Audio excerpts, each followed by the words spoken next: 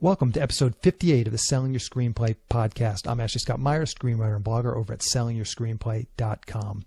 In this episode's main segment, I'm interviewing the filmmaking trio known as RKSS, Francois Simard, Anouk Wissel, Johan Carl Wissel. Their latest film is premiering at Sundance, and I actually talked to them from Sundance earlier today, so stay tuned for that. If you find this episode valuable, please help me out by giving me a review in iTunes or leaving a comment on YouTube or retweeting the podcast on Twitter or liking us on Facebook. These social media shares really do help spread word about the podcast, so they are very much appreciated. A couple of quick notes. Any websites or links that I mentioned in the podcast can be found on my blog in the show notes. I also publish a transcript with every episode in case you'd rather read the show or look at something later on. If you find all the podcast show notes, you can find all the podcast show notes at www.sellingyourscreenplay.com/podcasts, and then just look for episode number 58.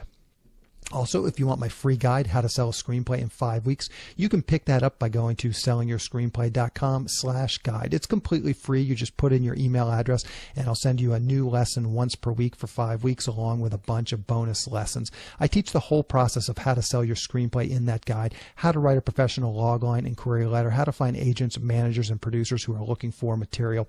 It really is everything you need to know to sell your screenplay. Just go to sellingyourscreenplay.com/guide. So now let's get into the main segment. Today I'm talking with writers and writer-directors of Turbo Kid, a new feature film that is premiering at Sundance this week. Here is the interview. Welcome, guys, to the Selling Your Screenplay podcast. I really appreciate you coming on the show. Oh, well, thank you for having us. So I think to start, maybe you could introduce yourself so that the people listening can kind of get a feel for who's talking as we go through some of the questions. Yes, I'm Johan Carl Wissel. And I'm Anouk. And I'm Francois Simard. Perfect. Now, my first kind of question was, how does that work as a writing-directing trio? I've certainly heard of writing and directing teams, but how does it work as a trio? We've been doing it for 10 years, and we're actually a family. Anouk is my sister, and Francois and Anouk have been together for 15 years, so with the years, we've developed some kind of hive mind where we share one brain. And the way we do it, especially for writing, is that we come up with ideas, and we all meet up, the two of us together in Anouk's basement, Anouk and Francois' basement, and we start writing at the same and brainstorming at the same time.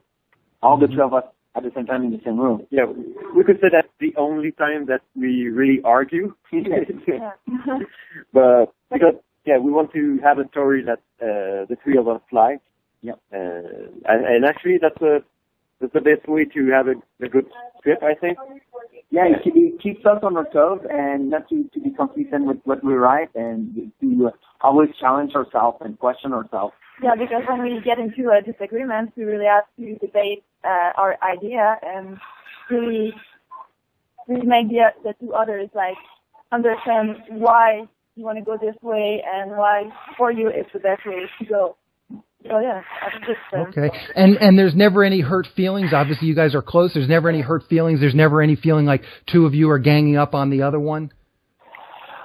No, not really. I think.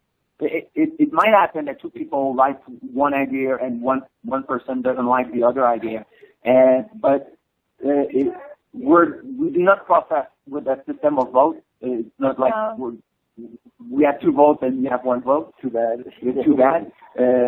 We both person will argue the point why they don't think it works. It doesn't work, for example, and the other person will explain why you think it works, and then everybody will work on that idea to bring it or make it work for the script. Yeah, until we all come into a consensus.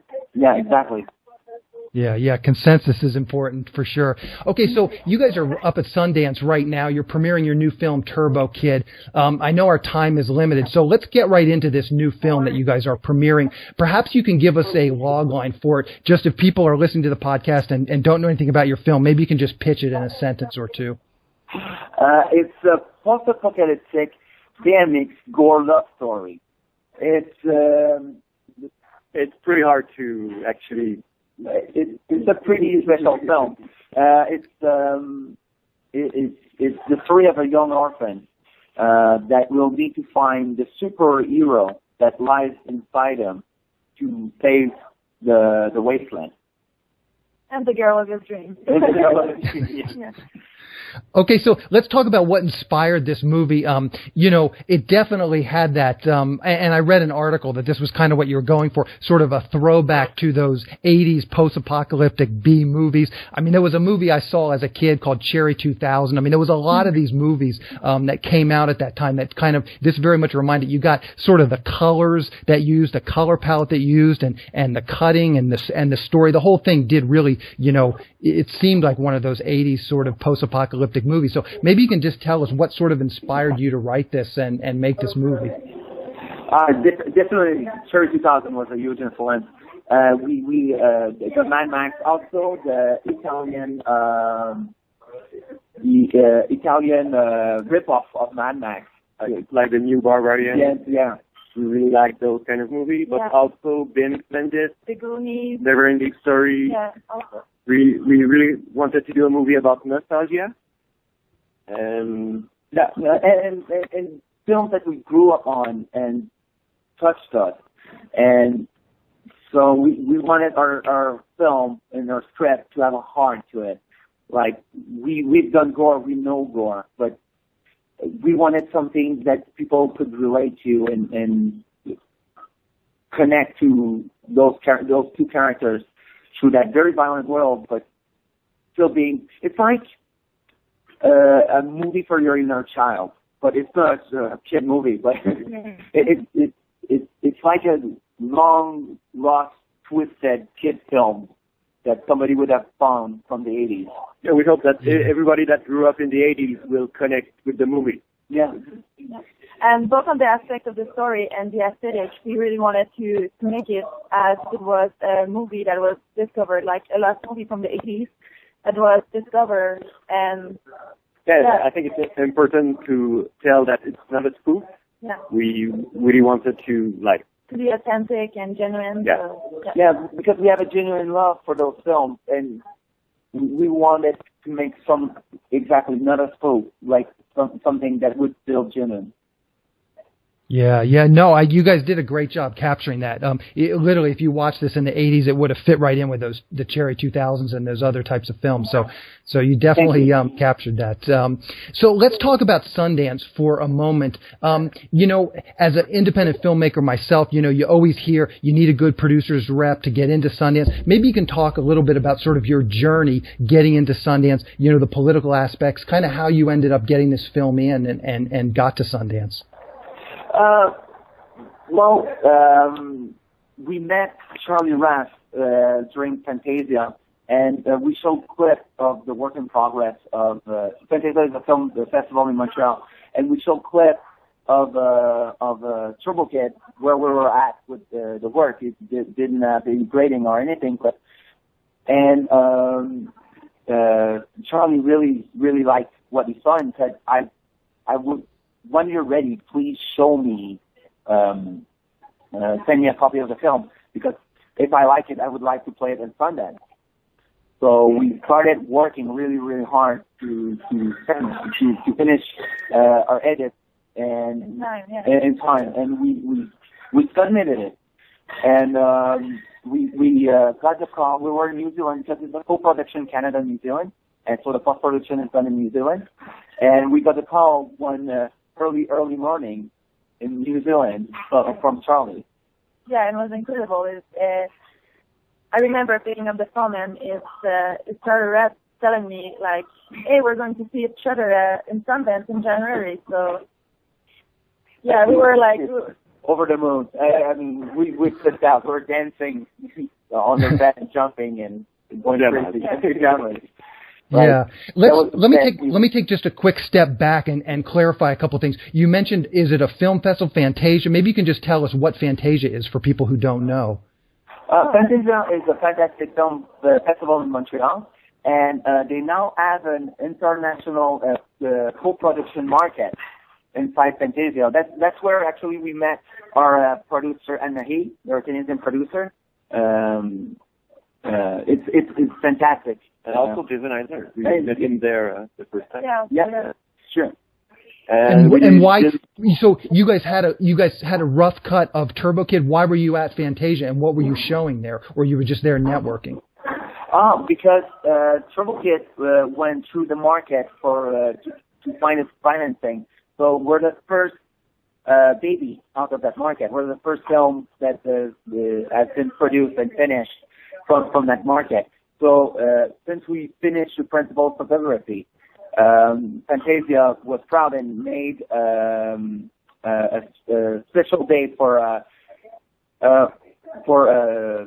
journalists and industry people to see work in progress. So there was us, and there was other projects that some went through the market, some didn't, but just all type of film that were work in progress, just to network. So okay. Fantasia is a great festival that really takes care of directors. Yeah, and take us a step even further back from that. So Fantasia is a newer festival, and you guys were just the first ones in the door. How did you get to be the first film into their festival? We're not the first film in their festival. We're the first film to go through the co-production market and being complete. I see. What happened is that when Ann Timpson, after we did the short film for ABCs of That, and Ann Timpson asked us if we wanted to transform that short film into a feature, he said, we need a Canadian producer, and Fantasia has the first year of their market. So we had 2 weeks to come up with a script and submit it and be accepted to be able to pitch at the market. Yeah, and I think we got a pretty good pitch. Jason Eisner was on board with us, and he's such a cool dude. And yeah, I think it was kind of easy to have a Canadian producer, and that's where we met Anne-Marie Gina. And yeah, and we fallen in love with her, and then the co-production started. So we started writing new version of the script, and eventually Telefilm Canada and the New Zealand Film Board came on board. Okay. And it all started from what I read a quick blurb online. It all started from you guys making a short and called T is for Turbo and submitting that to the ABCs of Death to see if you could direct that. And you got a lot of publicity from that, correct? And maybe you can talk about that experience a little bit, because it seems to me that's kind of the kernel that got this thing moving. Yeah, that's literally the genesis of Turbo Kid. That's why the adventure started. We did Tears for Turbo for ABCs of That, and we finished first in the public choices. We didn't win the contest, but like François says often, we won even more, I believe, to go from the short film to the feature. Okay. So now let's take us back a little bit to Fantasia. You mentioned somebody named Charlie. Maybe you can tell us who Charlie is and how he is connected to the Sundance Film Festival. He's the programmer. He's one of senior programmer of Sundance. Yeah. Okay. Perfect. And so you showed him a rough cut, or you just pitched him the movie verbally at Fantasia? No, actually it was clips from our making of, so that we showed on set how it went and everything. So it really, I think, picked his curiosity. But yeah, after that we sent him a very rough cut of the movie, without music, without grading, without special effects, and we were really hoping that he could see what he could see. And I think he did, and yeah.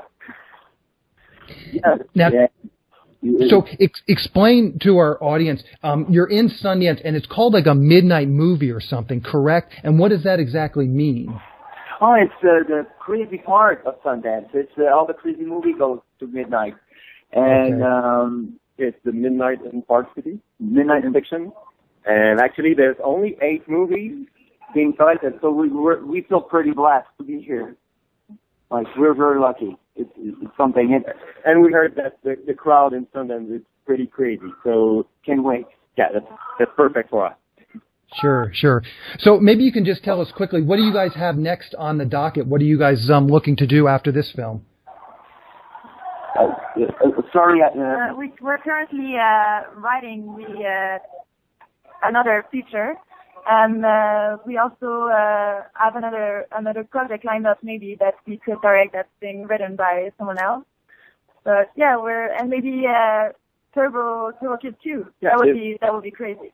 Yeah, that would be awesome. Yeah, we really want to do a sequel and have other projects as well in development. We want to do a career, so, and I think Sundance is the perfect place to start. It's incredible to have your first feature in Sundance. I mean, it's been a dream. It's been incredible. I'm sorry, I'm getting signed for one more question. Okay. Sure. Maybe you can just tell us, to wrap it up, maybe you can just tell us when will Turbo Kid be released, and how can people eventually see it? We have people representing the film here at Sundance. It's going to be released eventually. We know we have distribution in Canada and Quebec. We don't know when they're going to release it, but if you want to see it, the first showing is tonight at midnight, but I think it's sold out. So okay. Yeah. Well, I think that's more a question for the distributors, but we will do the tour and festival. So, yeah, sure. Yeah, definitely drop me an email when it gets released on demand, and I can link to that in the show notes. And maybe I always like to just wrap up the interviews. Maybe you can just tell us, is there a place where people can follow along with what you're doing? You know, a Twitter handle, a Facebook page, anything you want to mention, a blog? Oh yeah, definitely. Follow us on Facebook for the movie Turbo Kid. If you want to follow what we're doing, we have a page for our company called RKSS Films. You can also follow on Facebook and on Twitter. And just search for Turbo Kid, and I'm sure you will find it. Yeah, definitely. Perfect. Well, guys, I really appreciate you coming on the podcast. It's been very interesting. I wish you guys luck with the film. Thank you so much, and thank you for having us. Yeah. Thank you. Thank you. Thank you. If you're looking for an in-depth analysis of your screenplay by an industry professional, I work with several consultants. Check out sellingyourscreenplay.com/consultants. After all the consultants listed on that page have years of experience actually working in the entertainment industry. Right now we have a real working producer who will give you notes on your script, and 2 real working screenwriters with actual screenwriting credits. These guys are real pros. They're not gurus or professional consultants. They're people who actually work in the business and have verifiable credits. So if you're looking for some high quality notes on your current screenplay, check out sellingyourscreenplay.com/consultants. In the next episode of the Selling Your Screenplay podcast, I'm going to be interviewing Chris Sparling, the writer of Buried, who more recently wrote The Atticus Institute. We'll be digging into how he got that film made. Chris was on episode 24 of the podcast. So if you have a moment, check that episode out before next week. We're not going to be spending any time talking about the things we've already talked about. So if you can listen to episode 24 before the next podcast, it will give you some additional context to what we'll be talking about. That episode actually was, on the last episode, I actually talked about Chris's next episode, saying that it was coming up, and I actually slid in. This episode today is a special episode. The filmmakers were actually at Sundance, and they wanted the episode to be published while Sundance was still going. So this is kind of a special episode that I'm just sliding in between the normal weekly episodes. So Chris Sparling, as I said, he is scheduled for the episode that will appear next Monday. So keep an eye out for that next week. So I just want to talk briefly about today's interview. Once again, we have some filmmakers who just went out and made things happen for themselves by doing a short film. I know the interview was very quick, so some of the details might have been hard to follow. Basically, a producer named Ant Timpson put together a horror film series called The ABCs of Death, and various directors directed different segments of it. They had some sort of a contest where they accepted short film entries, and these guys submitted their film and got got an Audience Choice Award, I think through the ABCs of Death website. So they didn't win the contest and they didn't get to direct a segment of the ABCs of Death, but they did get to meet some producers, and through that they got this film, Turbo Kid, made. I'm summarizing and I'm sure I'm missing a lot of the details, but the key thing is they were making short films for many, many years, entering them into contests and getting better at their craft, and eventually something broke open for them. That's really how it works. If you're not a director, that's fine too. You can write short films and try and find a director for them, but you've got to do something. And that easiest thing to do, the easiest thing to get a completed film, is to do short films. And that's really key, is to just get out there and do stuff. So if you're writing feature films, that's totally fine, but you might think about taking a step back and writing some short films.